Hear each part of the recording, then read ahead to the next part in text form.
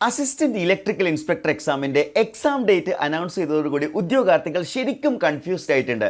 അതായത് നമ്മൾ പ്രതീക്ഷിച്ചതിലും വളരെ നേരത്തെ എന്ത് ചെയ്തിട്ടുണ്ട്, ഇത്തവണത്തെ അസിസ്റ്റന്റ് ഇലക്ട്രിക്കൽ ഇൻസ്പെക്ടർ എക്സാം നടക്കാൻ പോവുകയാണ്. കൃത്യമായിട്ട് പറയുകയാണെങ്കിൽ നവംബർ 14 നമ്മുടെ ഈ ഒരു അസിസ്റ്റന്റ് ഇലക്ട്രിക്കൽ ഇൻസ്പെക്ടർ എക്സാം നടക്കാൻ പോകുന്നത്. അപ്പോൾ സ്വാഭാവികമായിട്ടും ഉദ്യോഗാർത്ഥികൾക്കുള്ള സംശയമാണ്, ഈ ഒരു സമയം കൊണ്ട് പഠിച്ചെടുക്കാൻ കഴിയുമോ, അതേപോലെ തന്നെ നമ്മൾ ഇനിയുള്ള ദിവസങ്ങൾ എങ്ങനെ പ്ലാൻ ചെയ്യണം തുടങ്ങിയ ഒരുപാട് സംശയങ്ങളുണ്ട്. അപ്പോൾ അത് കൃത്യമായിട്ട് ക്ലിയർ ചെയ്യുന്നതിന് വേണ്ടി അടുത്ത 75 ദിവസങ്ങൾ കൊണ്ട് എങ്ങനെയാണ് അസിസ്റ്റന്റ് ഇലക്ട്രിക്കൽ ഇൻസ്പെക്ടർ എക്സാമിന് പ്രിപ്പയർ ചെയ്യേണ്ടത് എന്നതിനെ കുറിച്ചുള്ള ഒരു ഡീറ്റെയിൽഡ് സ്റ്റഡി പ്ലാൻ വീഡിയോ ആണ് നമ്മൾ ഇതിലൂടെ ചെയ്യാൻ ഉദ്ദേശിക്കുന്നത്. Welcome to entry. My name is Muhammad Shad. അപ്പോൾ നമ്മൾ ഈ ഒരു എക്സാമിൻ്റെ ഡേറ്റ് നോക്കുകയാണെങ്കിൽ 14/11/2025 അപ്പോൾ അത് കൺഫർമേഷൻ കൊടുക്കാനുള്ള ഡേറ്റ് സ്റ്റാർട്ട് ചെയ്തിട്ടുണ്ട്. അത് 23/8 അതായത് 23 മുതൽ ഈ 11/9/2025 വരെ നിങ്ങൾക്ക് കൺഫർമേഷൻ കൊടുക്കാവുന്നതാണ്. അപ്പോൾ ഇതിൽ ഇനി നിങ്ങളെ സംബന്ധിച്ചിടത്തോളം ഈ എക്സാമിന് വേണ്ടി ബാക്കിയുള്ളത് 78 ദിവസങ്ങളാണ്. നമ്മൾ ഇന്നത്തെ ദിവസം കൂടി കൺസിഡർ ചെയ്യുകയാണെങ്കിൽ 78 ദിവസങ്ങളാണ് ഈ എക്സാമിന് വേണ്ടിയിട്ട് ബാക്കിയുള്ളത്. അതിൽ നമ്പർ ഓഫ് മൊഡ്യൂൾസ് നമ്മൾ നോക്കുകയാണെങ്കിൽ 10 മൊഡ്യൂൾസ് സിലബസിൽ മാറ്റങ്ങളൊന്നും സംഭവിച്ചിട്ടില്ല എന്നുള്ളത് കൊണ്ട് തന്നെ ഈ ഉള്ള ദിവസങ്ങളൊന്ന് പ്ലാൻ ചെയ്യുകയാണെങ്കിൽ ഡെഫിനറ്റ്ലി നിങ്ങൾക്ക് ക്രാക്ക് ചെയ്യാവുന്നതേ ഉള്ളൂ.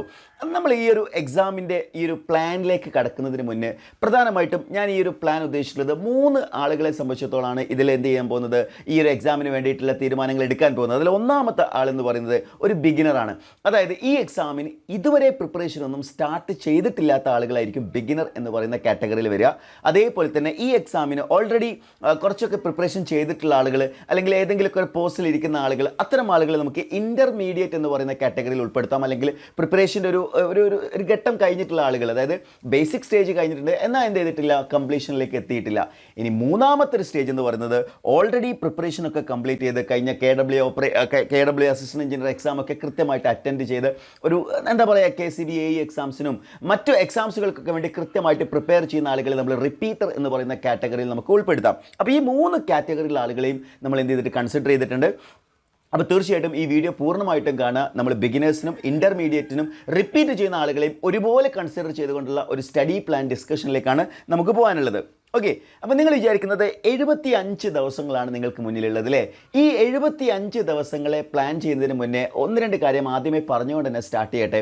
75 ദിവസങ്ങൾ കൊണ്ട് ക്രാക്ക് ചെയ്യാൻ പറ്റുമോ എന്നുള്ള നിങ്ങളുടെ സംശയം ആദ്യം ക്ലിയർ ചെയ്യണം. അതേപോലെ തന്നെ ഇതിലെനിക്ക് നിങ്ങളോട് പറയാനുള്ള ഏറ്റവും പ്രധാനപ്പെട്ട ഒരു പോയിന്റ് എന്ന് പറയുന്നത്, ഈ 75 ദിവസങ്ങൾ എന്ന് പറയുന്നത് നിങ്ങൾക്ക് മാത്രമല്ല, ഈ എക്സാം എഴുതാൻ പോകുന്ന 10,008 ആളുകളാണ് ഈ എക്സാമിന് കൺഫർമേഷൻ കൊടുത്തിട്ടുള്ളത്.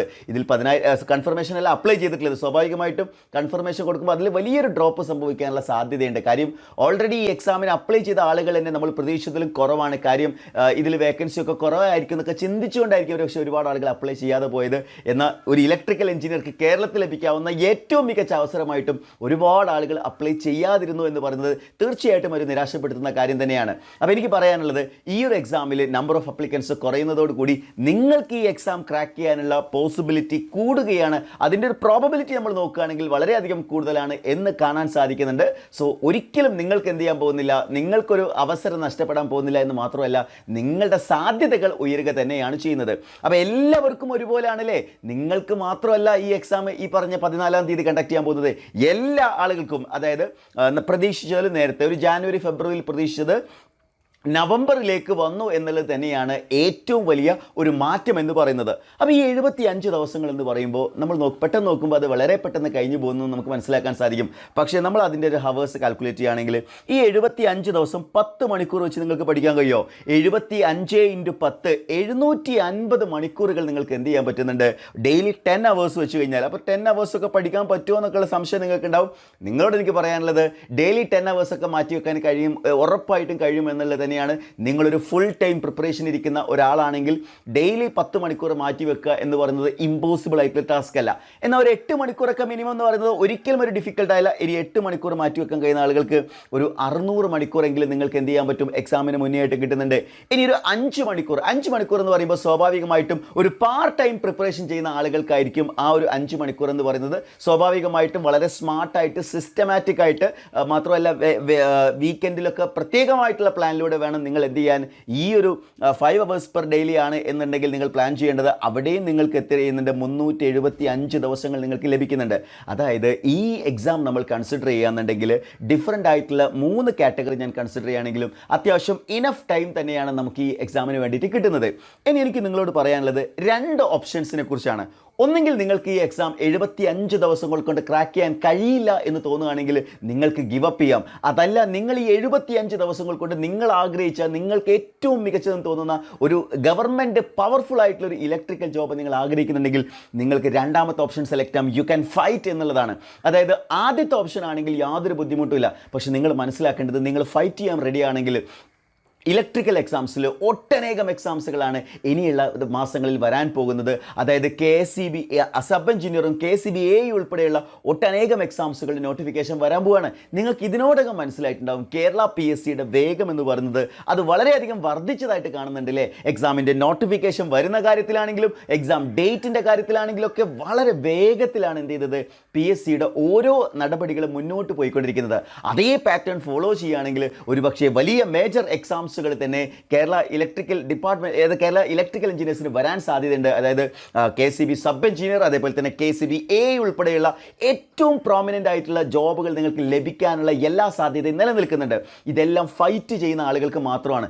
ഒന്നുകിൽ നിങ്ങൾക്ക് എന്ത് കഴിയില്ല എന്ന് പറഞ്ഞ് ഗിവ് അപ്പ് ചെയ്യാം. അത്തരം ആളുകൾ ഈ വീഡിയോ കാണേണ്ട കാര്യമില്ല. എന്നാൽ രണ്ടാമതുള്ള വിഭാഗമാണെങ്കിൽ നിങ്ങൾ ഈ എക്സാമിന് വേണ്ടി ഫൈറ്റ് ചെയ്യാൻ റെഡിയാണെങ്കിൽ, നിങ്ങൾ ഈ എക്സാം നേടിയെടുക്കുന്നതിന് വേണ്ടി 75 ദിവസവും മുഴുവൻ സമയവും ഇരുന്ന് പഠിച്ച് ഈ എക്സാം ക്രാക്ക് ചെയ്യുന്ന ഉറപ്പുള്ള ആളുകളാണെങ്കിൽ ഈ വീഡിയോ തുടർന്നും കാണുക. രണ്ടാമത്തെ ഓപ്ഷൻ ആയിരിക്കണം നിങ്ങൾ സെലക്ട് ചെയ്യേണ്ടത്. കാരണം നിങ്ങൾ ആഗ്രഹിച്ചൊരു ജോലി ഉണ്ടല്ലേ, പവർഫുൾ ആയിട്ടുള്ള ജോബ്, അവിടേക്കാണ് നിങ്ങളുടെ ഇനിയുള്ള ദിവസങ്ങൾ എന്ന് പറയുന്നത്. അപ്പം ഞാൻ ഈ ഒരു പ്ലാൻ എങ്ങനെയാണ് ഷെഡ്യൂൾ ചെയ്തിട്ടുള്ളത് എന്ന് പറയാം. 75 ദിവസങ്ങളുണ്ട് അല്ലേ. സ്വാഭാവികമായിട്ടും ഈ 75 ദിവസങ്ങൾ എന്ന് പറയുന്നതിനെ നമ്മൾ സബ്ജക്റ്റ് വൈസ് ആയിട്ട് സ്പ്ലിറ്റ് ചെയ്യുകയാണെങ്കിൽ 10 മൊഡ്യൂൾസുകളാണുള്ളത്. ഈ 10 മൊഡ്യൂൾസുകളിൽ തന്നെ ചില മൊഡ്യൂൾസുകൾ അത്യാവശ്യം ഡെപ്ത് ഉള്ള മൊഡ്യൂൾസുകളുണ്ട്. ഉദാഹരണത്തിന് power system, control system, power electronics, ഇതൊക്കെ അത്യാവശ്യം ഡെപ്ത് ഉള്ള മൊഡ്യൂൾസുകളാണ്. ഇനി ആദ്യത്തെ നെറ്റ്വർക്ക് തിയറി ആണെങ്കിലും ശരി, അത് അത്യാവശ്യം ഇലക്ട്രിക് സർക്യൂട്ട് എന്ന് പറയുന്ന മൊഡ്യൂളും അത്യാവശ്യം ഡെപ്തിൽ പഠിക്കേണ്ട മൊഡ്യൂളാണ്. അപ്പോൾ നമ്മൾ എല്ലാ മൊഡ്യൂളും ഒരേ എന്താ പറയുക ടൈം ലൈൻ കൊടുത്തിട്ടല്ല നമ്മൾ ചെയ്തിട്ടുള്ളത്. അതായത് ഇമ്പോർട്ടൻ്റ് ആയിട്ടുള്ള ഡെപ്തിൽ പോവേണ്ട മൊഡ്യൂൾസ്, മെഷീൻസ് ഒക്കെ ഉണ്ട്. അത്തരം മൊഡ്യൂൾസുകൾക്ക് കുറച്ച് എക്സ്ട്രാ ഡേറ്റ് കൊടുത്തു. ബേസിക് ആയിട്ടുള്ള ചില മൊഡ്യൂൾസുകൾക്ക് എന്താണ് ഒരു 5 ദിവസമൊക്കെ മിനിമം കണ്ടുകൊണ്ടാണ് നമ്മൾ എന്ത് ചെയ്തിട്ടുള്ളത്, ഈ ഒരു പ്ലാൻ തയ്യാറാക്കിയിട്ടുള്ളത്. ഈ ഒരു പ്ലാൻ എന്ന് പറയുന്നത് ഇത് തീർച്ചയായിട്ടും ഈ ഒരു പ്ലാൻ്റെ ഒരു എക്സൽ സ്റ്റഡി പ്ലാൻ ഞാൻ എന്ത് ചെയ്തിട്ടുണ്ട്, വീഡിയോയുടെ ഡിസ്ക്രിപ്ഷനിൽ കൊടുത്തിട്ടുണ്ട്. നിങ്ങൾക്ക് ഡൗൺലോഡ് ചെയ്തെടുക്കാം. നിങ്ങൾക്ക് ഈ പ്ലാൻ കസ്റ്റമൈസ് ചെയ്യാൻ പറ്റും, നിങ്ങൾക്ക് ഇതിൽ ചേഞ്ചസ് വരുത്താൻ പറ്റും. കാര്യം എന്താണെന്ന് വെച്ച് കഴിഞ്ഞാൽ എല്ലാവരും ഒരുപോലെ അല്ലല്ലോ പ്രിപ്പറേഷൻ. അതായത് ഞാൻ പറഞ്ഞു 3 സ്റ്റേജസിലുള്ള ആൾക്കാരുണ്ട്. അപ്പോൾ നിങ്ങൾക്ക് അടുത്ത 75 ദിവസത്തെ കൃത്യമായിട്ട് പ്ലാൻ ചെയ്യാനുള്ള ഒരു എന്താ പറയുക സ്റ്റഡി പ്ലാനാണ് ഞാൻ പ്രൊവൈഡ് ചെയ്യുന്നത്. അതേപോലെ തന്നെ ഈ ഒരു സ്റ്റഡി പ്ലാൻ എന്ന് പറയുന്നതിൽ സയൻറ്റിഫിക് ആയിട്ടുള്ള മെത്തേഡ്സാണ് നമ്മൾ യൂസ് ചെയ്തിട്ടുള്ളത്. അതായത് ഈ എക്സാമിന് വേണ്ടിയിട്ട് കംപ്ലീറ്റ് പഠിച്ചു കഴിഞ്ഞ് പിന്നീട് റിവിഷൻ ഒന്നും ഒരിക്കലും നമുക്ക് സമയം കിട്ടില്ല.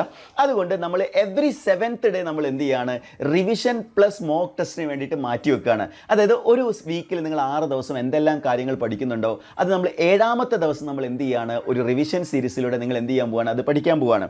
അതേപോലെ തന്നെ ഈ ഒരു എക്സാമിൻ്റെ സീരീസിൽ പോകുകയാണെന്നുണ്ടെങ്കിൽ മോക്ക് ടെസ്റ്റുകൾ വളരെ ഇമ്പോർട്ടൻ്റ് ആണ്. അതിലേക്ക് ഞാൻ തിരിച്ചു വരുന്നുണ്ട്. അപ്പോൾ നമ്മുടെ ഈ ഒരു സ്റ്റഡി പ്ലാൻ സ്റ്റാർട്ട് ചെയ്യുന്നത് 25/8/2025 ആണ്. അതായത് നാളെയാണ് ഈ ഒരു സ്റ്റഡി പ്ലാൻ സ്റ്റാർട്ട് ചെയ്യുന്ന ഡേറ്റ് ആയിട്ട് നമ്മൾ കൊടുത്തിട്ടുള്ളത്. അപ്പോൾ എനിക്ക് നിങ്ങളുടെ അടുത്ത് പറയാനുള്ള ഒരു പ്രധാനപ്പെട്ട കാര്യം എന്ന് പറയുന്നത്, അതായത് ഈ ഒരു സ്റ്റഡി പ്ലാൻ ഫോളോ ചെയ്യണമെന്നുണ്ടെങ്കിൽ നമ്മൾ എപ്പോഴും സ്റ്റഡി പ്ലാനുകളൊക്കെ പലപ്പോഴും തയ്യാറാക്കുന്നുണ്ടെങ്കിലും സ്റ്റഡി പ്ലാൻ ഒരു വഴിക്കും നമ്മൾ വേറൊരു വഴിക്കുമാണ്. അതാണ് പലപ്പോഴും സംഭവിക്കാറുള്ളത്.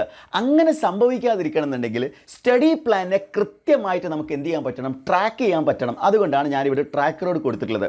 അതായത് ഈ ഒരു സ്റ്റഡി പ്ലാനിൽ നിങ്ങൾക്ക് അലോട്ട് ചെയ്തിട്ടുള്ളൊരു ടൈം 10 hours ആണ്. ഈ 10 hours അതിൽ കൂടുതൽ പഠിക്കാൻ കഴിയുന്ന ആളുകളുണ്ട്, അതങ്ങനെ തന്നെ പഠിക്കുക. ഇനി ഇതിൽ കുറഞ്ഞ സമയമാണെങ്കിൽ അതിനനുസരിച്ച് നിങ്ങൾ പഠിക്കുക. അപ്പോൾ ഈ ഒരു ട്രാക്കറിന് നിങ്ങൾ ഈ 10 hours എത്ര അവർ, ഈ 10 hours എന്ന് പറയുന്നത് ഡിഫറൻ്റ് ആയിരിക്കും കേട്ടോ. നിങ്ങൾ 8 hour പ്രിപ്പയർ ചെയ്യുന്ന ആളാണെങ്കിൽ 8 എന്ന് കൊടുക്കാം. ആ രീതിയിൽ നിങ്ങൾക്ക് ഈ പ്ലാൻ ചേഞ്ച് ചെയ്യാവുന്നതാണ്. ഇനി 10 hours നിങ്ങളിപ്പോൾ 8 hours പഠിച്ചിട്ടുള്ളൂ എന്ന് വിചാരിക്കുക. അതേപോലെ തന്നെ നിങ്ങൾ എത്ര % കംപ്ലീറ്റ് ചെയ്തിട്ടുണ്ട് എന്നുള്ള കാര്യവും ഇവിടെ എന്ത് ചെയ്യുക, നിങ്ങളിപ്പോൾ ആദ്യത്തെ ഡേയിൽ നിങ്ങൾ ഈ ഒരു മൊഡ്യൂളിൻ്റെ 10% കംപ്ലീറ്റ് ചെയ്തത്, അതെങ്കിൽ അങ്ങനെ തന്നെ നിങ്ങൾ എന്ത് ചെയ്യുക, മാർക്ക് ചെയ്ത് വെക്കുക. ഈ ട്രാക്കർ ഈ സ്റ്റഡി പ്ലാനിൽ ഭയങ്കര ഇമ്പോർട്ടൻ്റ് ആയിട്ടുള്ള ഒരു ഫാക്ടറാണ്. ഓക്കെ, ഇനി എങ്ങനെയാണ് പഠിച്ച് തുടങ്ങേണ്ടത് എന്നുള്ളത് കൂടി പറഞ്ഞുതരാം. നിങ്ങൾ ആദ്യത്തെ സ്റ്റെപ്പ് എന്ന് പറയുന്നത്, നിങ്ങൾ ഈ ഒരു വീഡിയോ സ്റ്റഡി പ്ലാൻ്റെ വീഡിയോ കണ്ടതിന് ശേഷം നിങ്ങൾ ചെയ്യേണ്ടത്, നിങ്ങളൊരു സിലബസിൻ്റെ PDF എടുത്തിട്ട് ഡൗൺലോഡ് ചെയ്ത് പ്രിൻ്റഡ് ആയിട്ട് നിങ്ങളുടെ കയ്യിൽ സൂക്ഷിക്കുക. അതിൻ്റെ ഒരു എന്താ പറയുക, PDF അല്ല നിങ്ങളുടെ കയ്യിൽ വേണ്ടത്, അതിൻ്റെ പ്രിൻറ്റഡ് ഫോർമാറ്റ് തന്നെ നിങ്ങളുടെ കയ്യിൽ വേണം. അപ്പോൾ ഈ ഒരു PDF കിട്ടണമെന്നുണ്ടെങ്കിൽ നിങ്ങൾ താഴെ ഡിസ്ക്രിപ്ഷനിലുണ്ട്, ഞാൻ ഫോം കൊടുത്തിട്ടുണ്ട്, നിങ്ങൾക്ക് ഡിസ്ക്രിപ്ഷനിൽ ഡൗൺലോഡ് ചെയ്ത് എടുക്കാവുന്നതാണ്. അപ്പോൾ ഇതാണ് ആദ്യത്തെ സ്റ്റേജ് എന്ന് പറയുന്നത്. ദെൻ രണ്ടാമത്തെ സ്റ്റേജ് എന്ന് പറയുന്നത് ഈ സ്റ്റഡി പ്ലാൻ നിങ്ങൾ തയ്യാറാക്കുക എന്നുള്ളതാണ്. ഇന്നത്തെ ഈ ഒരു ദിവസം എന്ന് പറയുന്നത് കുറച്ച് സമയം, ഒരുപാട് സമയമൊന്നും വേണ്ട, നിങ്ങൾക്കൊരു 3/4 മണിക്കൂർ കൊണ്ടോ അല്ലെങ്കിൽ ഒരു 1 അവറിനുള്ളിൽ ഞാൻ ഈ പറഞ്ഞിരിക്കുന്ന സ്റ്റഡി പ്ലാൻ നിങ്ങൾക്ക് തയ്യാറാക്കി വെക്കാം. കാര്യം ഒരു സ്റ്റഡി പ്ലാനോട് കൂടി സിസ്റ്റമാറ്റിക് ആയിട്ട് അപ്രോച്ച് ചെയ്താലേ 75 ദിവസങ്ങൾ കൊണ്ട് നമുക്ക് ഈ എക്സാം ക്രാക്ക് ചെയ്യാൻ പറ്റുള്ളൂ. കാര്യം ഇതൊരു ഡിഫിക്കൽട്ട് ടാസ്ക് തന്നെയാണ്, എന്ന് വെച്ച് ഇമ്പോസിബിൾ ടാസ്ക് എന്ന് ഞാൻ പറയില്ല, ഡിഫിക്കൽട്ട് ടാസ്ക് തന്നെയാണ്. അത് നേടിയെടുക്കാൻ ചലഞ്ചിങ് ആയിട്ടുള്ള ഈ സിറ്റുവേഷൻ നിങ്ങൾ എന്ത് ചെയ്യണം, നിങ്ങൾ ഫേസ് ചെയ്യണം എന്നുള്ളത് തന്നെയാണ് എനിക്ക് നിങ്ങളുടെ അടുത്ത് പറയാനുള്ളത്. ഞാൻ ഓൾറെഡി പറഞ്ഞു, ഒരുപാട് ആളുകൾ എന്ത് ചെയ്തിട്ടുണ്ട്, ഈ എക്സാം അപ്ലൈ ചെയ്യാതിരുന്നിട്ടുണ്ട് അല്ലേ. അതിൻ്റെ റീസൺ അവരൊക്കെ ആദ്യമേ ഗീവ് അപ്പ് ചെയ്തു.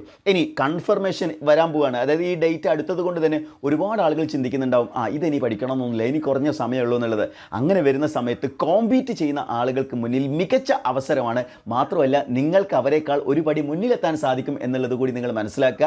75 ദിവസങ്ങൾ എന്ന് പറയുന്നതിനെ ഒരിക്കലും നിസ്സാരമായിട്ട് കാണരുത്. മാത്രമല്ല നല്ലൊരു ഫൈറ്റിനുള്ള സമയം കൂടി ഉണ്ട് എന്നുള്ളത് കൊണ്ട് തന്നെയാണ്.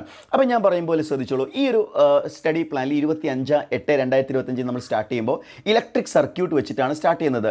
അപ്പോൾ ഞാൻ അത് വെച്ചിട്ട് തന്നെ സ്റ്റാർട്ട് ചെയ്യാനുള്ള കാരണം നിങ്ങൾക്ക് എല്ലാവർക്കും അറിയാം, മറ്റു മൊഡ്യൂൾസുകളിലും ഈ ഇലക്ട്രിക് സർക്യൂട്ട് എന്ന് പറയുന്ന മൊഡ്യൂൾസിൻ്റെ ബേസ് വളരെ ഇമ്പോർട്ടൻ്റ് ആയിട്ടുള്ളത് കൊണ്ട് തന്നെയാണ്. അപ്പോൾ ഇലക്ട്രിക് സർക്യൂട്ട് എന്ന് പറയുന്ന മൊഡ്യൂൾസ് എന്ന് പറയുന്നത് മറ്റെല്ലാ മൊഡ്യൂൾസുകളുടെയും ബേസ് സബ്ജക്റ്റ് തന്നെയാണ്. അപ്പോൾ അതാണ് ആദ്യത്തെ 6 ദിവസം നമ്മൾ പഠിക്കുന്നത്. ഓക്കെ, അപ്പോൾ ഈ 6 ദിവസങ്ങൾക്ക് ശേഷം നമ്മൾ എന്ത് ചെയ്യാണ്, ഒരു റിവിഷൻ കൂടി ചെയ്യുകയാണ്. റിവിഷനെ കുറിച്ച് ഞാൻ ഡീറ്റെയിൽ ആയിട്ട് പറയുന്നുണ്ട്. അതേപോലെ തന്നെ ഒരു മോക്ക് ടെസ്റ്റ്. അപ്പോൾ നിങ്ങൾക്കൊരു സംശയം ഉണ്ടാവും, ഈ മോക്ക് ടെസ്റ്റ് എന്ന് പറയുന്നത് സബ്ജക്റ്റ് തുടങ്ങുമ്പോൾ തന്നെ നമ്മളൊരു മോക്ക് ടെസ്റ്റ് എഴുതുന്നതിൽ എന്തെങ്കിലും അർത്ഥമുണ്ടോ എന്നുള്ളത് നിങ്ങൾ മനസ്സിലാക്കണം. നിങ്ങൾ ഈ സബ്ജക്റ്റ് പഠിക്കാൻ പോകുന്നത്, നിങ്ങൾ BTech കംപ്ലീറ്റ് ചെയ്തിട്ടുള്ള ഉദ്യോഗാർത്ഥികളാണല്ലേ. നിങ്ങൾ ഒരിക്കലും ഒരു ഫ്രഷർ അല്ല. നിങ്ങൾ ഓൾറെഡി BTechന് പഠിച്ച സബ്ജക്റ്റുകളാണ്, യൂണിവേഴ്സിറ്റി എക്സാംസിന് വേണ്ടി പഠിച്ചിട്ടുണ്ട്. അപ്പോൾ നിങ്ങളെ സംബന്ധിച്ചിടത്തോളം നിങ്ങൾക്ക് ഈ സബ്ജക്റ്റുകളെ കുറിച്ചൊരു ബേസിക് നോളജ് തീർച്ചയായിട്ടും ഉണ്ടാവുമെന്ന് ഞാൻ വിചാരിക്കുന്നത്. അതില്ല എന്നൊന്നും നിങ്ങൾ ചിന്തിക്കുന്നുണ്ടെങ്കിൽ ചില ആളുകൾ വിചാരിക്കും എനിക്കൊരു ബേസും ഇല്ല. പക്ഷേ നിങ്ങൾ പഠിച്ചിറങ്ങി ജയിച്ചു വന്ന ആളുകളാണ്, നിങ്ങൾ പരാജയപ്പെട്ട ആളുകളല്ല, നിങ്ങൾ വിജയിച്ചു വന്ന ആളുകളായതുകൊണ്ട് തന്നെ ഒരു ബേസ് നോളജ് ഉണ്ടാവും. പിന്നെ മോക്ക് ടെസ്റ്റുകൾ നമ്മൾ അവസാനത്തേക്കെല്ലാം കൂടി മാറ്റി വെച്ച് കഴിഞ്ഞാൽ ഒരിക്കലും അത് എഫക്റ്റീവ് അല്ലാത്തത് കൊണ്ടാണ് സ്റ്റാർട്ടിങ്ങിൽ തന്നെ മോക്ക് ടെസ്റ്റുകൾ കൊടുത്തിട്ടുള്ളത്. സോ ആ ഒരു മോക്ക് ടെസ്റ്റും അറ്റൻഡ് ചെയ്യുന്നു. അതിനുശേഷം നമ്മൾ എന്ത് ചെയ്യാണ്, മാഗ്നറ്റിക് സർക്യൂട്ട്, ഇതിന് അടുത്ത 2 ദിവസം കൂടി നമ്മൾ സർക്യൂട്ടിന് മാറ്റി വെച്ചിട്ടുണ്ട്. കാര്യം സർക്യൂട്ട് അത്യാവശ്യം ഡെപ്തിൽ തന്നെ പഠിക്കണമെന്നുണ്ട്, എന്നാലേ നമുക്ക് എന്ത് ചെയ്യാൻ പറ്റുള്ളൂ, നമുക്ക് ബാക്കിയുള്ള സബ്ജക്റ്റുകളിൽ അതിൻ്റെ ഒരു അഡ്വാൻറ്റേജ് നമുക്ക് എടുക്കാൻ പറ്റുള്ളൂ. അതിനുശേഷം മാഗ്നറ്റിക് സർക്യൂട്ടാണ്, അത് അത്യാവശ്യം സിമ്പിളായിട്ടുള്ള മൊഡ്യൂളാണ്. എഗെയിൻ നമ്മൾ 7-ാം തീയതി ആകുന്ന സമയത്ത് തന്നെ വീണ്ടും റിവിഷനും മോക്ക് ടെസ്റ്റുമായിട്ട് നമ്മൾ 2ാമത്തെ മോക്ക് ടെസ്റ്റിലേക്ക് എത്തുകയാണ്. അപ്പോഴേക്കും നമ്മൾ 2ാമത്തെ മൊഡ്യൂൾ സ്റ്റാർട്ട് ചെയ്തിട്ടുണ്ട് അല്ലേ. 2ാമത്തെ മൊഡ്യൂൾ നമ്മൾ 5 ദിവസമാണ് മാറ്റി വെച്ചിട്ടുള്ളത് കേട്ടോ. അതായത് ബേസിക്കലി ഞാൻ ഈ ഒരു പ്ലാൻ്റെ സ്ട്രക്ചർ പറയുകയാണെങ്കിൽ 5 ദിവസമെങ്കിലും ഞാൻ ഓരോ മൊഡ്യൂൾസിനും മിനിമം മാറ്റി വെച്ചിട്ടുണ്ട്. എന്നാൽ ഡെപ്ത് ഉള്ള മൊഡ്യൂൾ, ഇപ്പോൾ DC മെഷീൻസ് നമ്മൾ നോക്കുകയാണെന്നുണ്ടെങ്കിൽ നോക്കി, DC മെഷീൻസിന് ഇവിടെ നമ്മൾ 3 ദിവസം നമ്മൾ ഇവിടെ കൊടുത്തിട്ടുണ്ട്. അതേപോലെ തന്നെ ഒരു 5 ദിവസം കൂടി നമ്മൾ അഡീഷണലി കൊടുത്തിട്ടുണ്ട്. അപ്പോൾ ടോട്ടലി 8 ഡേയ്സ് നമ്മൾ കൊടുത്തിട്ടുണ്ട്. അപ്പോൾ ഡെപ്ത് ഉള്ള മൊഡ്യൂൾസിന് ഒരു 8 ദിവസവും, അതേപോലെ അത്യാവശ്യം ബേസിക് ആയിട്ടുള്ള പെട്ടെന്ന് പഠിച്ചെടുക്കാൻ പറ്റുന്ന മൊഡ്യൂൾസിന് 5 ദിവസവും എന്നുള്ള രീതിയിലാണ് ഞാൻ ഈ ഒരു സ്റ്റഡി പ്ലാൻ തയ്യാറാക്കിയിട്ടുള്ളത്. ഇതിൽ തന്നെ ഞാൻ പറയുകയാണ്, ചില ആളുകൾക്ക് ചില മൊഡ്യൂൾസുകൾ ഭയങ്കര ഈസി ആയിരിക്കും, ചില ആളുകൾക്ക് ചില മൊഡ്യൂളുകൾ ഭയങ്കര ടഫായിരിക്കും. അപ്പോൾ അതിനനുസരിച്ച് നിങ്ങൾ പ്ലാൻ വളരെ സിസ്റ്റമാറ്റിക് ആയിട്ട് ഇന്നോവേറ്റീവ് ആയിട്ട് തയ്യാറാക്കണം. അപ്പോൾ ഏറ്റവും കസ്റ്റമൈസ് ചെയ്യാൻ പറ്റുന്ന ഫോർമാറ്റിലുള്ള ഒരു പ്ലാൻ തന്നെയായിരിക്കും ഞാൻ നിങ്ങൾക്ക് എന്ത് ചെയ്യാൻ പോകുന്നത്, പ്രൊവൈഡ് ചെയ്യാൻ പോകുന്നത്. ഇനി അടുത്തൊരു കാര്യം എന്ന് പറയുന്നത്, എഗെയിൻ നമ്മൾ അടുത്ത 4ാമത്തെ ടെസ്റ്റും അതേപോലെ തന്നെ മോക്ക് ടെസ്റ്റും റിവിഷനും ചെയ്യാണ്. അപ്പോൾ ഈ മോക്ക് ടെസ്റ്റുകൾ ആദ്യം എഴുതുന്ന സമയത്ത് സ്വാഭാവികമായിട്ടും മാർക്ക് കുറവായിരിക്കും.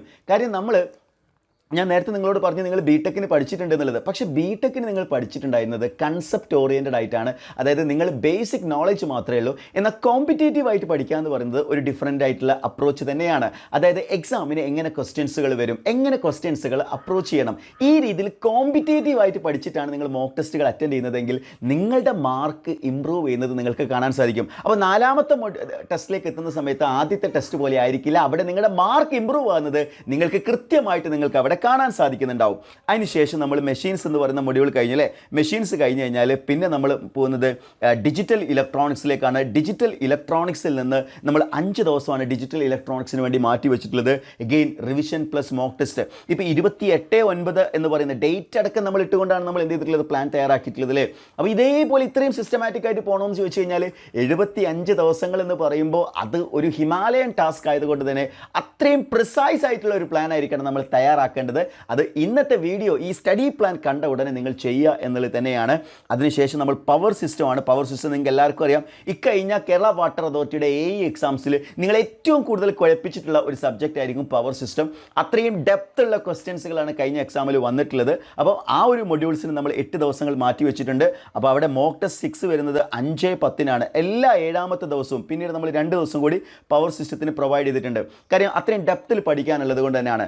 അതായത് ഈ പറഞ്ഞ സബ്ജക്റ്റുകൾക്ക് ശേഷം കൺട്രോൾ സിസ്റ്റം എന്ന് പറയുന്നതാണ് വീണ്ടും പ്രോബ്ലമാറ്റിക് ആയിട്ടുള്ളതാണ്. അപ്പം ആ ഒരു 12/10 അതായത് ഒക്ടോബർ 12 ആകുന്ന സമയത്ത് തന്നെ നമ്മൾ 7ാമത്തെ മോക്ക് ടെസ്റ്റുകൾ അറ്റൻഡ് ചെയ്യാണ്. അപ്പോൾ നിങ്ങൾക്കൊരു സംശയം ഉണ്ടാവും, നമ്മൾ ആദ്യത്തെ മോക്ക് ടെസ്റ്റിലും കിട്ടിയ അതേ സ്കോറാണോ ഇപ്പം നിങ്ങൾക്ക് വരുന്നുണ്ടാവുക? ഒരിക്കലും അല്ല. അതായത് ഈ മോക്ക് ടെസ്റ്റുകളിൽ നിങ്ങളുടെ സ്കോർ ഇംപ്രൂവ് ആയിട്ടില്ലെങ്കിൽ അതിനർത്ഥം നിങ്ങളുടെ പ്രിപ്പറേഷൻ റൈറ്റ് ട്രാക്കിലല്ല എന്നുള്ളത് തന്നെയാണ്. ഞാൻ ഇവിടെ ഒരു ട്രാക്കർ കൊടുത്തിട്ടുണ്ടായിരുന്നു അല്ലേ, അതായത് പെർസെൻറ്റേജും അതേപോലെ തന്നെ എത്ര സമയം സ്പെൻഡ് ചെയ്തു എന്നുള്ള ഒരു ട്രാക്കർ. അപ്പോൾ ഈ ഒരു ട്രാക്കർ പോലെ തന്നെയാണ് മോക്ക് ടെസ്റ്റിൻ്റെ ഒരു പ്രത്യേകത. മോക്ക് ടെസ്റ്റ് എന്ന് പറയുന്നത് ഒരർത്ഥത്തിൽ നിങ്ങളെ ട്രാക്ക് ചെയ്യുന്നുണ്ട്. നിങ്ങളുടെ പെർഫോമൻസ് അല്ലെങ്കിൽ നിങ്ങളുടെ എക്സാം സ്കിൽസ് എത്രത്തോളം ഉണ്ടെന്ന് ട്രാക്ക് ചെയ്യാൻ മോക്ക് ടെസ്റ്റിലൂടെ സാധിക്കുന്നുണ്ട്. അപ്പോൾ 7ാമത്തെ ഒരു മോക്ക് ടെസ്റ്റിലേക്ക് എത്തുമ്പോൾ നിങ്ങളുടെ സ്കോർ നന്നായിട്ട് ഇമ്പ്രൂവ് ചെയ്യുന്നത് നിങ്ങൾക്ക് കാണാൻ സാധിക്കണം. അതേപോലെ തന്നെ കൺട്രോൾ സിസ്റ്റം എന്ന് പറയുന്ന മൊഡ്യൂൾ കഴിഞ്ഞതിന് ശേഷം നമ്മൾ പവർ ഇലക്ട്രോണിക്സ് വീണ്ടും ഡെപ്ത് ഉള്ളതാണ്. ആ സമയത്ത് തന്നെ 8ാമത്തെ മോക്ക് ടെസ്റ്റ് നമ്മൾ എഴുതുന്നുണ്ട്. അപ്പോൾ പവർ ഇലക്ട്രോണിക്സിന് വേണ്ടി നമ്മൾ എന്ത് ചെയ്തിട്ടുണ്ട്, 7 ദിവസങ്ങൾ മാറ്റി വെച്ചിട്ടുണ്ട്. And then measurement and instrumentation കഴിഞ്ഞ എക്സാംസിലൊക്കെ അത്യാവശ്യം ഈസി ആയിട്ടുള്ള വന്ന ഒരു മൊഡ്യൂളാണ് മെഷർമെൻറ്റ് ആൻഡ് ഇൻസ്ട്രുമെൻറ്റേഷൻ എന്ന് പറയുന്നത്. And then finally signals and സിസ്റ്റവും അതേപോലെ തന്നെ ട്രാൻസ്ഡ്യൂസറും ആണുള്ളത് അല്ലേ. അപ്പോൾ ഇതിന് രണ്ടിനുമായിട്ട് നമ്മൾ 7 ദിവസങ്ങളാണ് മാറ്റി വെച്ചിട്ടുള്ളത്. അതേപോലെ ട്രാൻസ്ഡ്യൂസർ എന്ന് പറയുന്നത് ഇത് ബേസിക് ആയിട്ടുള്ളൊരു മൊഡ്യൂളാണ് ട്രാൻസ്ഡ്യൂസർ. അപ്പോൾ ഞാനിത് ഏറ്റവും ലാസ്റ്റിലേക്ക് മാറ്റി വെച്ചിട്ടുള്ളത്, അതായത് നിങ്ങളുടെ സിലബസിലും ലാസ്റ്റ് തന്നെയാണ്. നിങ്ങളുടെ സിലബസിൻ്റെ ഓർഡറിൽ തന്നെ നിങ്ങൾക്ക് പഠിക്കാം കേട്ടോ. ഇനി അതല്ല അത് മാറ്റാണ് നിങ്ങൾക്ക് തോന്നുകയാണെങ്കിൽ തീർച്ചയായിട്ടും ആ രീതിയിൽ നിങ്ങൾക്ക് കൺസിഡർ ചെയ്യാവുന്നതാണ്. ട്രാൻസ്ഡ്യൂസർ എന്ന് പറയുന്ന ലാസ്റ്റ് മൊഡ്യൂൾ ഒരു തിയറി മൊഡ്യൂളാണ്. അപ്പോൾ അത് ലാസ്റ്റിലേക്ക് ആയി കഴിഞ്ഞാൽ തിയറി സബ്ജക്റ്റ് നിങ്ങൾക്ക് അറിയാലോ, തിയറിയിൽ നിങ്ങൾ പഠിച്ച കാര്യങ്ങൾ പെട്ടെന്ന് എന്ത് ചെയ്യാൻ പറ്റും, അപ്ലൈ ചെയ്യാൻ പറ്റും. അപ്പോൾ ഇതോടുകൂടി നമ്മൾ എന്ത് ചെയ്യാണ്, നമ്മുടെ സിലബസ് എന്ന് പറയുന്നത് കംപ്ലീറ്റ് ആവുകയാണ്. അത് 12/11 സിലബസ് കംപ്ലീറ്റ് ആകുന്നുണ്ട്. അപ്പോൾ ഇതിനിടയിൽ നമ്മൾ സിലബസ് കംപ്ലീറ്റ് ആകുന്നതിൻ്റെ ഇടയിൽ തന്നെ നമ്മൾ മോക്ക് ടെസ്റ്റുകൾ അറ്റൻഡ് ചെയ്തിട്ടുണ്ട്, റിവിഷൻ നമ്മൾ ചെയ്തിട്ടുണ്ട് അല്ലേ. ഇനി ആ റിവിഷനെ കുറിച്ച് ഞാൻ ഡീറ്റെയിൽ ആയിട്ട് പറയാമെന്ന് പറഞ്ഞിട്ടുണ്ടായിരുന്നു. അപ്പോൾ ഈ റിവിഷൻ്റെ കാര്യം നമ്മൾ നോക്കുകയാണെന്നുണ്ടെങ്കിൽ ഏറ്റവും എഫക്റ്റീവ് ആയിട്ടുള്ള ഒരു റിവിഷൻ സ്ട്രാറ്റജി എന്ന് പറയുന്നത് 1-7-30 റൂളാണ്. 1-7-30 റിവിഷൻ റൂളാണ്. എന്താണെന്ന് വെച്ച് കഴിഞ്ഞാൽ നമ്മൾ ഒരിക്കലും ഈ എക്സാമിന് വേണ്ടി ലാസ്റ്റിലേക്ക് എല്ലാം കൂടി കഴിഞ്ഞ് റിവിഷൻ എന്ന് പറയുന്ന പ്രോസസ്സ് നടക്കില്ല, സമയം കിട്ടില്ല. എന്നാൽ നിങ്ങൾ ഈ 1-7-30 റൂൾ എന്ന് പറഞ്ഞു കഴിഞ്ഞാൽ നിങ്ങളൊരു സബ്ജക്റ്റ് പഠിക്കുന്നുണ്ടെങ്കിൽ അത് നെക്സ്റ്റ് ഡേയിൽ, ഇപ്പോൾ ഇന്ന് ഞാനൊരു സബ്ജക്റ്റ് മാഗ്നറ്റിക് സർക്യൂട്ട് പഠിച്ചു, നാളെ ഞാൻ മാഗ്നറ്റിക് സർക്യൂട്ടിൻ്റെ അടുത്ത ടോപ്പിക്ക് പഠിക്കുന്നതിന് മുന്നേ കഴിഞ്ഞ ദിവസം പഠിച്ച കാര്യങ്ങൾ റിവൈസ് ചെയ്യുക. അതാണ് ഫസ്റ്റ് ഡേ റിവിഷൻ കൊണ്ട് ഉദ്ദേശിച്ചിട്ടുള്ളത്. ഇനി 7th ഡേ റിവിഷൻ, അതാണ് നമ്മൾ ഈ ഒരു പ്ലാൻ്റെ അകത്ത് എന്താണ് ഓരോ 7ാമത്തെ ദിവസവും നമ്മൾ എന്ത് ചെയ്തിട്ടുണ്ട്, റിവിഷന് വേണ്ടി മാറ്റി വെച്ചിട്ടുണ്ട് അല്ലേ. അപ്പോൾ ആ 7ാമത്തെ ദിവസം നിങ്ങൾ എന്ത് ചെയ്യുക, നിങ്ങൾ റിവിഷന് വേണ്ടിയിട്ട് മാറ്റിവെക്കുക. 7th day റിവിഷനാണ്. ആ ഒരു ഡേയിൽ നിങ്ങൾ കഴിഞ്ഞ 6 ദിവസങ്ങൾ നിങ്ങൾ പഠിച്ച കാര്യങ്ങൾ പിന്നീടുള്ള ഓരോ 6 ദിവസങ്ങൾ എടുക്കുമ്പോൾ ക്യുമുലേറ്റീവായിട്ട് റിവൈസ് ചെയ്യാൻ വേണ്ടി നമ്മൾ ശ്രമിക്കുക. അതേപോലെ തന്നെ 30th ഡേ റിവിഷൻ, അതായത് 3rd റിവിഷനാണ്. അപ്പോൾ ഇതോടുകൂടി നമുക്ക് എന്ത് ചെയ്യണം, നമ്മൾ പഠിച്ച കാര്യങ്ങൾ സ്ട്രോങ് ആയിട്ട് നമ്മൾ അവിടെ എന്ത് ചെയ്യാണ്, നമ്മൾ നമ്മുടെ മൈൻഡിൽ ഉറപ്പിക്കുകയാണ് എന്നുള്ളതാണ് ഈ ഒരു 30th ഡേ റിവിഷൻ്റെ പ്രത്യേകത എന്ന് പറയുന്നത്. സോ ഈ രീതിയിലായിരിക്കണം നമ്മൾ എന്ത് ചെയ്യേണ്ടത്, റിവിഷൻ നമ്മൾ പ്രാക്ടീസ് ചെയ്യേണ്ടത്. മോക്ക് ടെസ്റ്റിൻ്റെ ഒരു പ്രത്യേകത കൂടി നിങ്ങൾ മനസ്സിലാക്കണം. നമ്മുടെ ഒരു PSC എക്സാമിൻ്റെ പ്രത്യേകത എന്ന് പറഞ്ഞാൽ 1.5 മണിക്കൂറിൽ 100 ചോദ്യങ്ങളാണല്ലേ വരുന്നത്. അപ്പോൾ ഈ 100 ക്വസ്റ്റ്യൻസുകൾ ടൈം മാനേജ്മെൻറ്റോട് കൂടി നമുക്ക് ചെയ്യണം എന്നുണ്ടെങ്കിൽ ഡെഫിനറ്റ്ലി നമ്മൾ മോക്ക് ടെസ്റ്റുകൾ പ്രാക്ടീസ് ചെയ്യൽ നിർബന്ധമായിട്ടുള്ള കാര്യമാണ്. ഓക്കെ, ഞാൻ നേരത്തെ 3 സ്റ്റേജസ് പറഞ്ഞു, 3 ഘട്ടമുള്ള ആളുകളെ പറഞ്ഞിട്ടുണ്ടായിരുന്നു. ബിഗിനർ, ഇൻ്റർമീഡിയറ്റ്, അതേപോലെ റിപ്പീറ്റർ എന്ന് പറയുന്നത്. റിപ്പീറ്റർ കാറ്റഗറിയിലുള്ള ആളുകളോട് എനിക്ക് പറയാനുള്ളത്, ഇപ്പോൾ ഞാൻ ഇവർക്ക് 10 മോക്ക് ടെസ്റ്റുകളാണ് പറഞ്ഞതെങ്കിൽ നിങ്ങൾ ഈ ഒരു റിപ്പീറ്റർ കാറ്റഗറിയിൽ പെടുന്ന ആളാണെങ്കിൽ നിങ്ങൾ ചുരുങ്ങിയത് 20 മോക്ക് ടെസ്റ്റുകളെങ്കിലും ഈ എക്സാം കണ്ടക്ട് ചെയ്യുന്നതിന് മുന്നേ നിങ്ങൾ ചെയ്യേണ്ടതായിട്ടുണ്ട്. ഓക്കെ, റിപ്പീറ്റർ കാറ്റഗറിയിലെ ആളുകളെ സംബന്ധിച്ചിടത്തോളം സബ്ജക്ട് നോളജ് അവർക്കുണ്ട്, അവർ മോക്ക് ടെസ്റ്റുകൾ കുറച്ചെങ്കിലും അറ്റൻഡ് ചെയ്തിട്ടുണ്ടെങ്കിൽ ഇനി അടുത്ത സ്റ്റേജിലേക്ക് നിങ്ങൾക്ക് എത്തണമെന്നുണ്ടെങ്കിൽ നിങ്ങൾ 20+ മോക്ക് ടെസ്റ്റുകളെങ്കിലും ഈ എക്സാമിന് മുന്നോടിയായിട്ട് നിങ്ങൾക്ക് ചെയ്യാൻ സാധിക്കണം. ഡെഫിനറ്റ്ലി അതിനുള്ള ടൈമുണ്ട്. കൃത്യമായിട്ട് നിങ്ങൾ കുറച്ചുകൂടി ഫോക്കസ് ചെയ്യേണ്ടത് റിവിഷനാണ്. ഇവിടെ ഞാൻ സബ്ജക്റ്റ് പഠിക്കാനുള്ള രീതിയിലാണ് പ്ലാൻ ചെയ്തതെങ്കിൽ റിപ്പീറ്റർ ബാച്ചിലുള്ള ആളുകൾ അല്ലെങ്കിൽ റിപ്പീറ്റേഴ്സ് ആയിട്ടുള്ള ആളുകൾ ചെയ്യേണ്ടത് നിങ്ങൾ റിവിഷന് വേണ്ടിയിട്ടാണ് കൂടുതൽ സമയം സ്പെൻഡ് ചെയ്യേണ്ടത്, മോക്ക് ടെസ്റ്റിന് വേണ്ടിയിട്ടാണ് കൂടുതൽ സമയം സ്പെൻഡ് ചെയ്യേണ്ടത്. അങ്ങനെ നിങ്ങൾക്ക് എന്ത് ചെയ്യാൻ പറ്റും, നിങ്ങളുടെ സ്കോർ അടുത്ത ലെവലിലേക്ക് നിങ്ങൾക്ക് കൊണ്ടുപോകാൻ സാധിക്കും. ഓക്കെ, സോ ഇനി ഇൻ്റർമീഡിയറ്റ് ആയിട്ടും ബിഗിനർ ആയിട്ടുള്ള ആളുകൾ, ഇനിയും പഠിച്ചു തുടങ്ങാത്ത ആളുകളൊക്കെയോട് നിങ്ങളോട് എനിക്ക് പറയാനുള്ളത്, ഈ 75 ദിവസങ്ങൾ എന്ന് പറയുന്നത് പഠിക്കാനുള്ള ഒരു സമയമാണോ എന്ന് ചോദിച്ചാൽ ഡെഫിനറ്റ്ലി നിങ്ങൾക്ക് പഠിക്കാനുള്ള സമയമാണ്. എന്നാൽ 75 ദിവസങ്ങൾ കൊണ്ട് പഠിക്കാനുള്ള റിസോഴ്സസ് നിങ്ങളുടെ അവൈലബിൾ ആണെങ്കിൽ, നിങ്ങൾ അതിനുള്ള ബുക്സ്, അത് പഠിക്കാനുള്ള മെറ്റീരിയൽസ്, അതേപോലെ മോക്ക് ടെസ്റ്റിനുള്ള മെറ്റീരിയൽസ്, ഇതെല്ലാം നിങ്ങൾക്ക് അവൈലബിൾ ആണെങ്കിൽ നിങ്ങൾക്ക് സ്വന്തമായിട്ട് പഠിക്കാം. അതല്ല, നിങ്ങൾക്കൊരു സ്റ്റഡി പ്ലാനോട് കൂടി സിസ്റ്റമാറ്റിക് ആയിട്ട് ഒരു മെൻറ്റർ സപ്പോർട്ടോട് കൂടി പഠിക്കുക. അതായത് നിങ്ങൾ പഠിക്കുന്ന സമയത്ത് നിങ്ങൾ സിലബസ് അന്വേഷിച്ച് പോകേണ്ട കാര്യമില്ല. മുഴുവൻ സിലബസുകൾ, ഏറ്റവും അപ്ഡേറ്റഡ് ആയിട്ടുള്ള ലേറ്റസ്റ്റ് സിലബസ് പ്രകാരം മുഴുവൻ സിലബസും നമ്മൾ എന്ത് ചെയ്തിട്ടുണ്ട്, റെക്കോർഡഡ് ക്ലാസ്സുകളായിട്ട്, അതും ഏറ്റവും മികച്ച രീതിയിൽ നിങ്ങൾക്ക് എന്ത് ചെയ്യുന്നുണ്ട്, പ്രൊവൈഡ് ചെയ്യുന്നുണ്ട്. അപ്പോൾ നിങ്ങൾ സിലബസിനെ കുറിച്ച് ആലോചിക്കേണ്ട കാര്യമില്ല. രണ്ടാമത്, നിങ്ങൾക്ക് ഇതിൽ വേണ്ട മോക്ക് ടെസ്റ്റുകൾ നമ്മൾ പ്രൊവൈഡ് ചെയ്യുന്നുണ്ട്. സ്വാഭാവികമായിട്ടും നമ്മൾ പ്രിപ്പറേഷൻ ചെയ്യുന്ന സമയത്ത് നമുക്ക് ഡൗട്ട്സുകൾ വരും. ആ ഡൗട്ട്സുകൾ ക്ലിയർ ചെയ്യുന്നതിന് വേണ്ടി നമ്മൾ എന്ത് ചെയ്യുന്നുണ്ട്, മെൻറ്റർ സപ്പോർട്ട് നിങ്ങൾക്ക് പ്രൊവൈഡ് ചെയ്യുന്നുണ്ട്. ഇത് കൂടാതെ നിങ്ങൾക്ക് റെക്കോർഡഡ് ക്ലാസ്സുകൾ മാത്രമല്ല നമ്മൾ പ്രൊവൈഡ് ചെയ്യുന്നത്, ആ റെക്കോർഡഡ് ക്ലാസ്സിനെ ബേസ് ചെയ്തുകൊണ്ട് ലൈവ് ക്ലാസ്സുകൾ നിങ്ങൾക്ക് എന്ത് ചെയ്യുന്നുണ്ട്, നിങ്ങൾക്ക് ലഭിക്കുന്നുണ്ട്. അപ്പോൾ live class, recorded class, mentor support, mock test തുടങ്ങി ഈ എക്സാമിന് വേണ്ട എല്ലാം നിങ്ങൾക്ക് എന്ത് ചെയ്യാണ്, നമ്മുടെ ഈ ഒരു എൻട്രിയുടെ 75 ഡേ ക്രാഷ് ബാച്ചിലൂടെ നിങ്ങൾക്ക് ലഭിക്കാൻ പോവുകയാണ്. സോ നമ്മൾ എൻട്രിയോടൊപ്പം നിങ്ങൾക്ക് എല്ലാവർക്കും അറിയാം, കഴിഞ്ഞ ഇലക്ട്രിക്കൽ ഇൻസ്പെക്ടർ എക്സാമിൽ 4th റാങ്കും 5th റാങ്ക് ഉൾപ്പെടെ ഏറ്റവും മികച്ച റാങ്കുകൾ, KSEB സബ് എഞ്ചിനീയർ എക്സാമിൽ 150-ലധികം റിസൾട്ടുകൾ, അതേപോലെ KSEB എക്സാംസിൽ 100-ലധികം റിസൾട്ടുകൾ, ഇതെല്ലാം പ്രൊഡ്യൂസ് ചെയ്തിട്ടുള്ള എൻട്രി ലേണിംഗ് പ്ലാറ്റ്ഫോമിലൂടെയാണ് നിങ്ങൾ പഠിക്കാൻ ആഗ്രഹിക്കുന്നതെങ്കിൽ എൻട്രിയുടെ ഏറ്റവും മികച്ച ഇലക്ട്രിക്കൽ ഇൻസ്പെക്ടർ ബാച്ചിൽ ജോയിൻ ചെയ്യാൻ താഴെ കൊടുത്തിരിക്കുന്ന നമ്പറിൽ കോൺടാക്ട് ചെയ്യാം. ഇപ്പോൾ ഏറ്റവും അഫോർഡബിൾ ആയിട്ടുള്ളൊരു പ്രൈസിലാണ്. കാര്യം 75 ദിവസങ്ങളാണ് ഇനി ബാക്കിയുള്ളത്. ഈ 75 ദിവസങ്ങൾ ഏറ്റവും അഫോർഡബിൾ ആയിട്ടുള്ള ഏറ്റവും മികച്ച പ്രൈസിങ്ങിലാണ് നിങ്ങൾക്ക് ലഭിക്കാൻ പോകുന്നത്. ഞാൻ നേരത്തെ പറഞ്ഞ പോലെ ഗിവ് അപ്പ് ചെയ്യാൻ വളരെ എളുപ്പമാണ്. എന്നാൽ ഇത് നേടിയെടുക്കാനുള്ള ഡിറ്റർമിനേഷനും ഡെഡിക്കേഷനും നിങ്ങൾക്കുണ്ടെങ്കിൽ, നിങ്ങൾ ഞങ്ങളോടൊപ്പം പഠിക്കാൻ തയ്യാറാണെങ്കിൽ തീർച്ചയായിട്ടും താഴെ കൊടുത്തിരിക്കുന്ന നമ്പറിൽ കോൺടാക്ട് ചെയ്യുക. അതേപോലെ തന്നെ താഴെ കൊടുത്തിരിക്കുന്ന ഡിസ്ക്രിപ്ഷനിൽ നിങ്ങൾക്ക് എന്ത് ചെയ്യാവുന്നതാണ്, നിങ്ങളുടെ ഗൂഗിൾ ഫോമിൽ രജിസ്റ്റർ ചെയ്യുകയാണെങ്കിൽ ഞങ്ങൾ നിങ്ങളുമായിട്ട് കോൺടാക്ട് ചെയ്യുന്നതായിരിക്കും. അപ്പോൾ ഞാൻ നേരത്തെ പറഞ്ഞ പോലെ ഈ ഒരു പ്ലാൻ ഉണ്ടല്ലോ, 75 ദിവസത്തെ പ്ലാൻ, തീർച്ചയായിട്ടും ഏറ്റവും സയൻറ്റിഫിക് ആയിട്ടുള്ള മെത്തേഡ് തന്നെയാണ് ഈ ഒരു പ്ലാൻ തയ്യാറാക്കിയിട്ടുള്ളത്. അപ്പോൾ ഈ ഒരു പ്ലാൻ നിങ്ങൾക്ക് നിങ്ങളുടേതായിട്ടുള്ള രീതിയിൽ കസ്റ്റമൈസ് ചെയ്യാം. ആ ഒരു രീതിയിലൊക്കെ ചെയ്യുമ്പോഴും റിവിഷനുള്ള സമയം, ട്രാക്കറും അതും കൃത്യമായിട്ട് മോക്ക് ടെസ്റ്റിനുള്ള സമയമൊക്കെ നിങ്ങൾ എന്ത് ചെയ്യണം, നിങ്ങൾ പ്രൊവൈഡ് ചെയ്യേണ്ടതായിട്ടുണ്ട്. അപ്പോൾ 75 ദിവസം വളരെ കുറവാണ്, ഒന്നിനുമില്ല എന്നുള്ള ചിന്ത നിങ്ങൾക്ക് വേണ്ട. 75 ദിവസങ്ങൾ കൊണ്ട് നിങ്ങൾക്ക് ഒരുപാട് സമയം സ്പെൻഡ് ചെയ്തുകൊണ്ട് നിങ്ങൾക്ക് ഈ എക്സാം ക്രാക്ക് ചെയ്യാൻ പറ്റും. ഇനി വരാനിരിക്കുന്ന ഒരുപാട് ഇലക്ട്രിക്കൽ എക്സാംസുകൾക്കുള്ള ഒരു സ്റ്റാർട്ടിംഗ് ആയിരിക്കണം ഈ ഇൻസ്പെക്ടർ എക്സാം എന്ന് പറയുന്നത്. കാര്യം കേരള PSCയുടെ വേഗം വർദ്ധിച്ചുകൊണ്ടിരിക്കുകയാണ്. KSEBയുടെ സബ് എഞ്ചിനീയർ നോട്ടിഫിക്കേഷൻ തീർച്ചയായിട്ടും ഉടൻ തന്നെ നമുക്ക് പ്രതീക്ഷിക്കാം എന്നുള്ളത് തന്നെയാണ് ഈ ഒരു ടൈമിൽ എനിക്ക് ലാസ്റ്റ് ആയിട്ട് പറയാനുള്ളത്. അപ്പോൾ ഇന്ന് തന്നെ പഠിച്ചു തുടങ്ങുക. നിങ്ങൾ ആഗ്രഹിച്ച സർക്കാർ ജോലി നിങ്ങളിലേക്ക് എത്തട്ടെ. അപ്പോൾ കൂടുതൽ വിവരങ്ങൾ അറിയാനും സ്റ്റഡി പ്ലാനും സിലബസും ഡൗൺലോഡ് ചെയ്യാൻ ഡിസ്ക്രിപ്ഷനിൽ നിങ്ങൾക്ക് ഡൗൺലോഡ് ചെയ്യാവുന്നതാണ്. Wish you all the best.